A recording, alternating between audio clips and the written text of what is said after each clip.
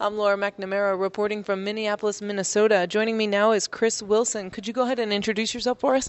Yes, I'm Chris Wilson, the general manager at Mid-Missouri Energy. We're a 40 million gallon ethanol plant out of West Central Missouri.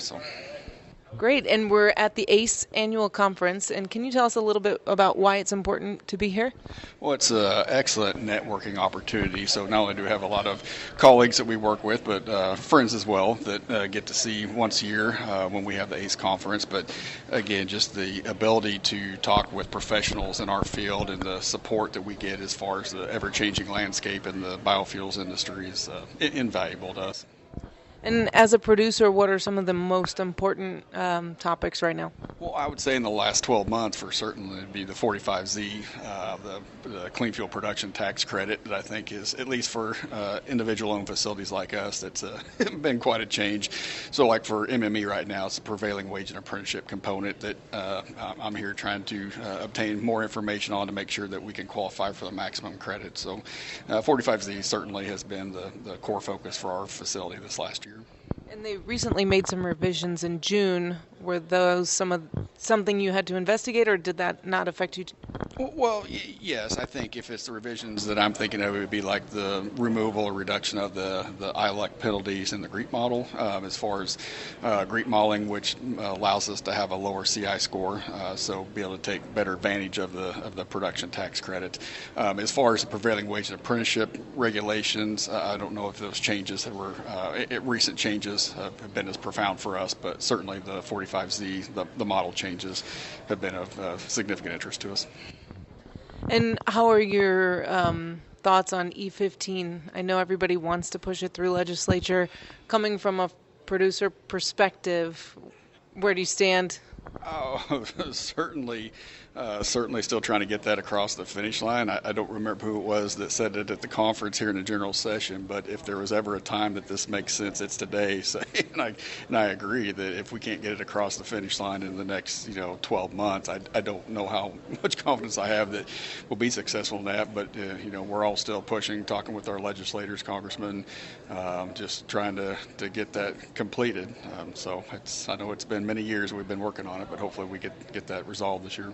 And why is it important for you to attend events like ACE? Well, again, just bringing back for an individual facility like us in West Central Missouri, just bringing back knowledge to make sure that we stay on top of any changing market conditions, to make sure that we're competitive. They're just, again, invaluable resources here at the conference, just to keep for myself, to keep our staff on point and make sure we're focusing on the correct things for the long-term sustainability for MME and our farmers. So again, we're owned by 800 farmers, and it's just not this the stewardship for our facility, but the stewardship to rural Missouri that we try to benefit.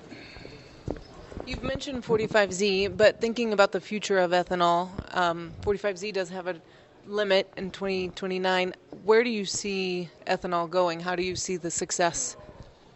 Well, I think it's going to be a long-term viable option, clean renewable fuel, I do. And even in the event that 45Z doesn't get renewed in 2029, I think the investments that plants are making today are still the right thing to do and good for our industry, and that we're going to be a lower carbon producer, a more efficient, less energy per gallon, which to me is going to keep us competitive long-term with any type of fuel, especially liquid fuels. So.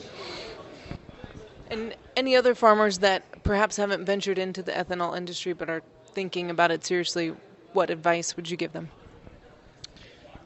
For farmers?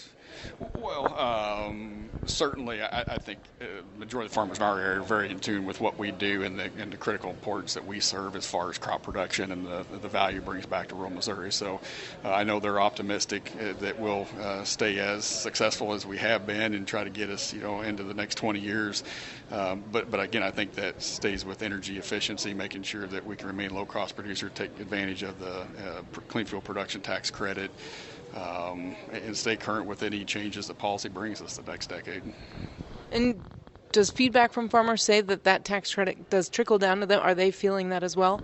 Well, we get mixed feedback back.